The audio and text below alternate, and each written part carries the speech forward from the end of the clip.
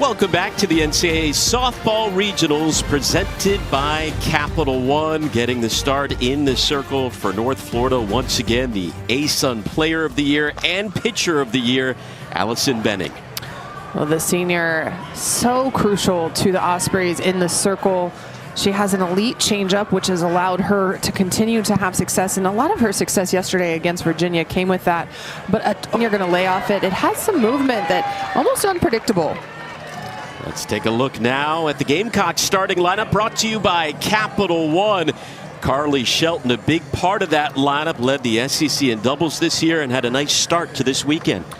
Well, a lot of talk has been on Ariana Rode, but Carly Shelton and even Quincy Lilio ahead of her set the table. So it was really Carly Shelton getting herself on ahead of Rode that allowed Rode to have the 2-run home run. And Gamecocks going to look for Shelton to have another solid game today.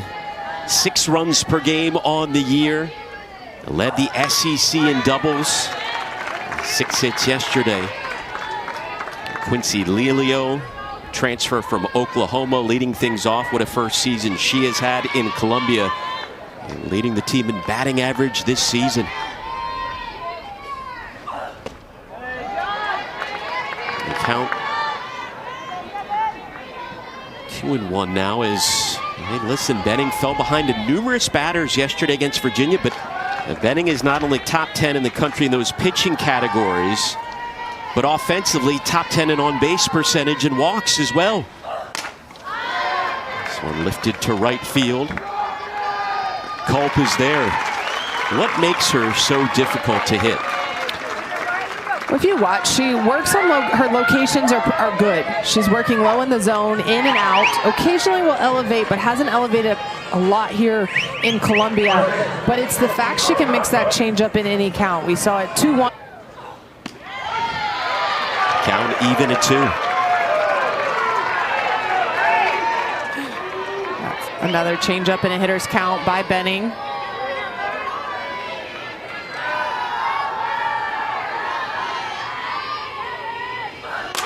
Rode up the middle, continues to deliver. First base runner of the day.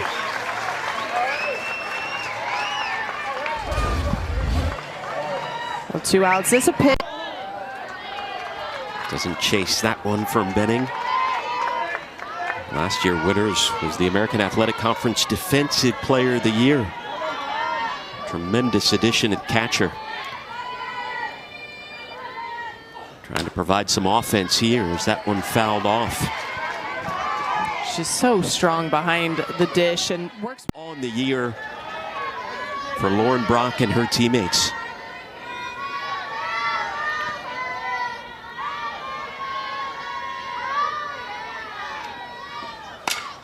Slices one foul. Rarefied air for the player they call Benny Otani. Terrific two-way player, awaits the 1-0. That one into foul territory. Vincent gives chase and just out of her reach. And running into that bullpen wall.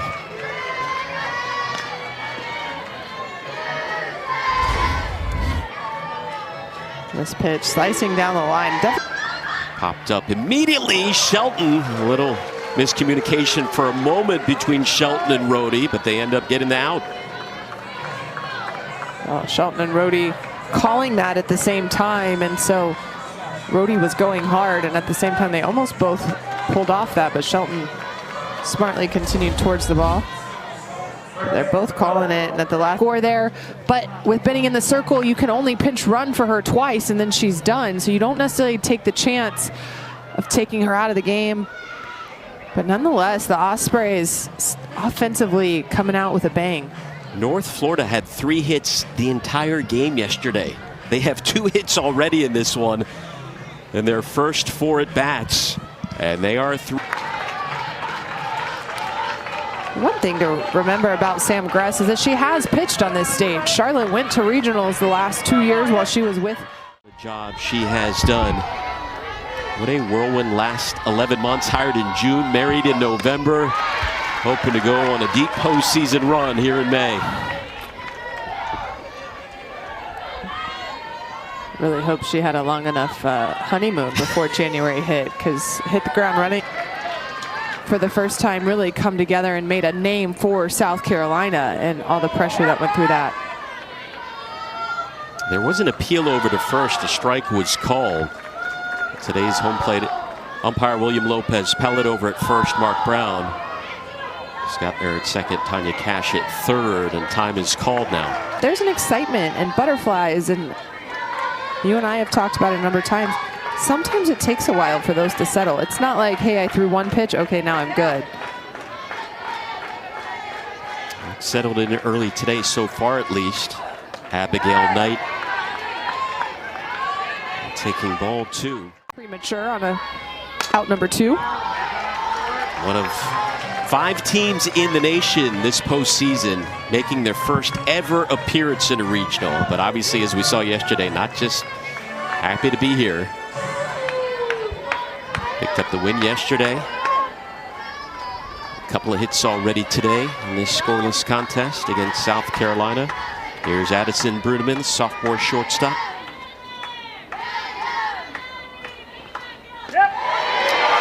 Called strike 3.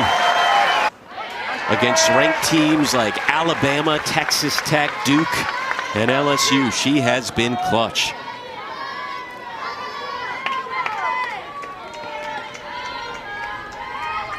And Chastain will use the phrase heartbeat of this team when she's talking about Sam Gress over and over again.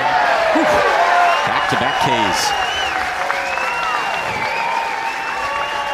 She looks set. The key for McCarthy right now is when they overload the left side, is trying to be able to now find the gap in the outfield. They're going to pitch well enough. Oh, excuse me. Second base umpire is going to call that McCarthy was out of the box when she made contact, so therefore she's out instead of foul ball. Oh, but McCarthy.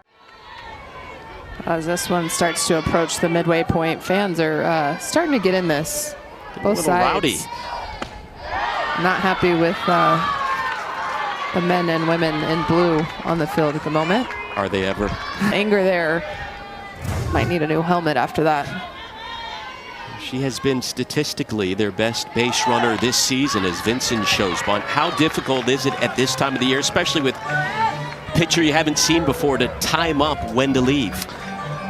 It's not the timing part that's difficult. If you're someone like McCarthy, you're trying to time it just perfect. And to be honest, without the slow-mo, when you watch it in real time, that's less than a second difference as far as how quickly she was off the bag. But you have to tip your hat. I mean, Mark completely understood that. Parted ways on very good terms. And she has just been absolutely terrific this year for South Carolina, as we said earlier, leading the team in batting average, top 10 in the SEC in walks this season.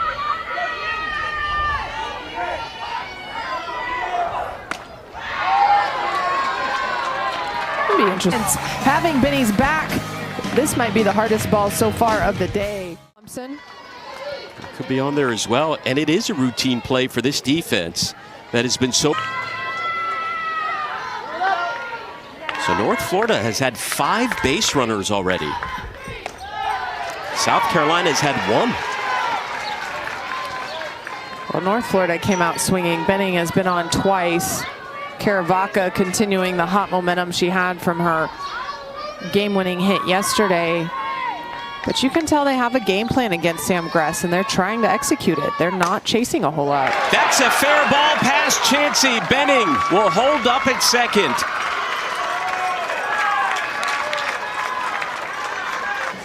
And everyone else has been rather quiet. A walk earned by Grace Shaw-Rocky in the first inning. But as far as the ability to drive in runs, it's all been at the top of the order. Shaw-Rocky walked in the first inning to load the bases. This is the part of the order they are desperately hoping.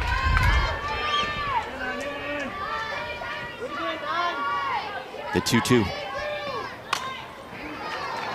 Chamber inside.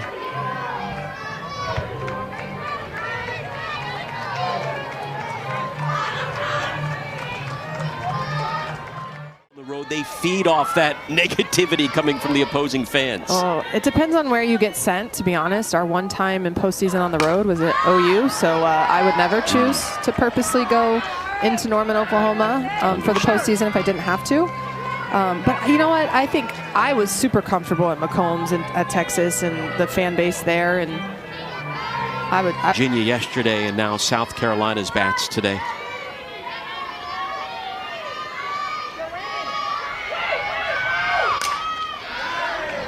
That one heading toward the stands. One hot. Front row. Starting to hear the South Carolina dugout calling, wait, wait, wait. I think they're two.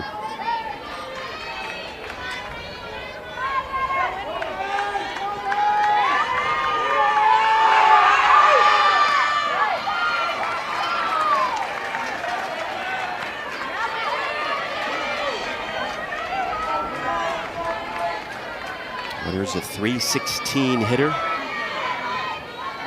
15 walks on the season. 15 strikeouts. There's some patience there with 2 out. One. South Carolina taking a gamble, pinch running even with 2 outs. Chansey drills one to deep center, but hauled in on the track by McCarthy.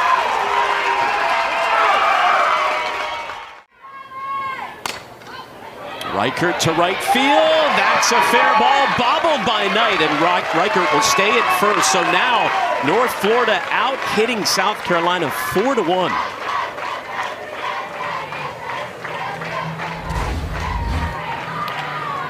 Reichert just gets enough of this one, slices it right down the line. As you mentioned, a little bobble by Knight, but nothing that Reichert can advance on. But this bottom of the order is going to have Cape Coral, Florida. North Florida is 2 for 7 with runners on today.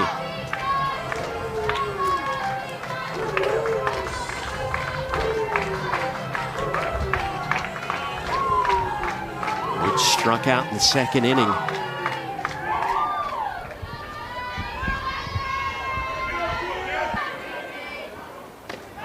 going with a hitter who doesn't have a hit on the year, on the other hand, is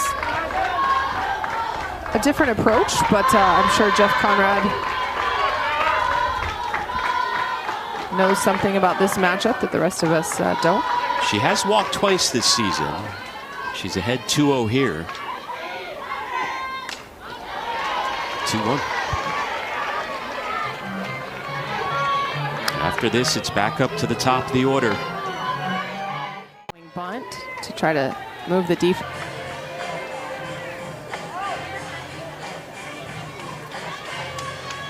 Here comes Shea Anderson, the freshman, who's making just her 6th career start today, but it looks like we will have a pinch hitter coming up. The usual starter in Anderson's spot, Emma Sellers, the senior out of Lakewood, California. 293 hitter on the year, coming up in a big spot with a runner in score. Started this season, but has filled the hole nicely for the Ospreys. Held on to that one, not thrown to second, so now 2 away. The runner in scoring position and the pinch hitter, Audrey Wilson. 1 hit on the season in the career of the freshman from Fort Mill, South Carolina.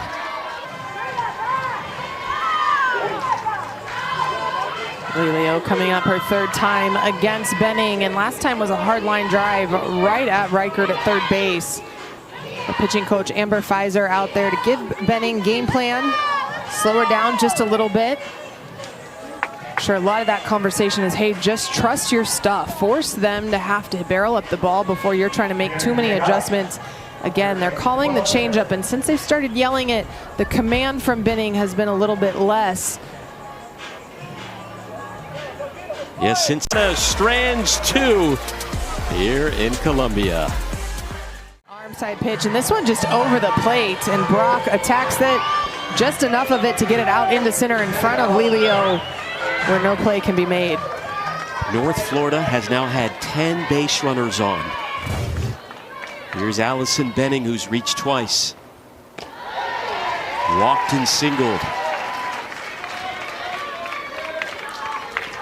Again, just one home run away. Run down. In a game like this, as close as it is, that's a huge play right now. That is a big play. They will send in a pinch runner, North Florida will. Lauren Beavis takes over at second for Allison Benning. Pitches in the regional. Delivers a strike here to Carly Shelton, who ended the last inning with a nice grab over at second. And now pitch number 200 of the weekend. This one sent to right field, down the line. Catch made by Culp. Now 2 away.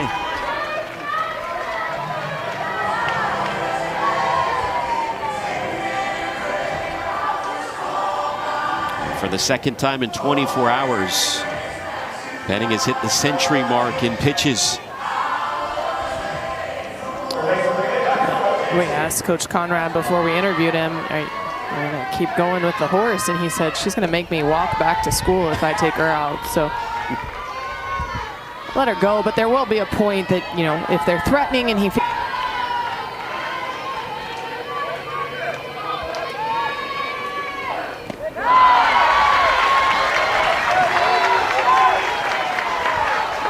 now a full count. The Blankenship. Next pitch will be number 110 on the day for Bennett. And now, moments ago, it was a scoreless game. South Carolina trying to break it open. Bases loaded with 2 outs. And coming up will be Emma Sellers. And you see Barry flirting around the zone, but just unable to locate something in the zone against Knight.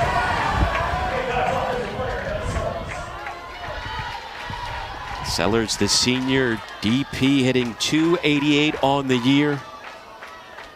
500 with the bases loaded. Takes. She twisted her knee or something.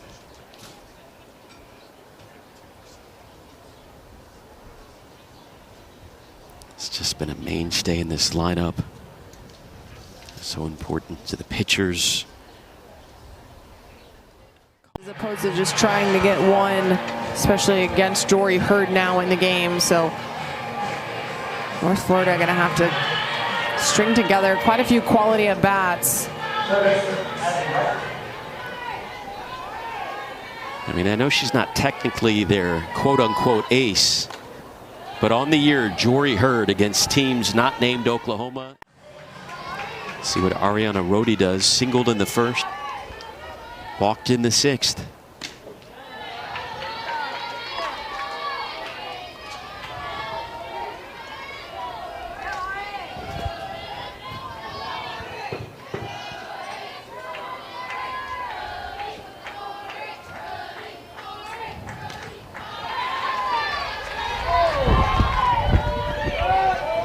Coming up about 35 minutes after the conclusion of this one. Our first kick the door down. 2 hits in the first 5 innings. They equal that, get 3 walks as well. And now 3 outs away from moving on to the 16th regional final in program history. Here's Mackenzie Woods in the 8th spot.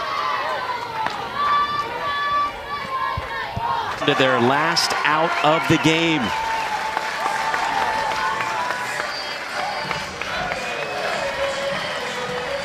Defense is just tremendous for South Carolina. And because of that, the pitchers can rest easy feeding the defense. You don't have to strike out a lot of people when you have a solid defense behind you. And if I'm Sam Gress, Jory Hurd, even Neely Lamb, let the ball get put in play, because 9 times out of 10, if there's an out to be made,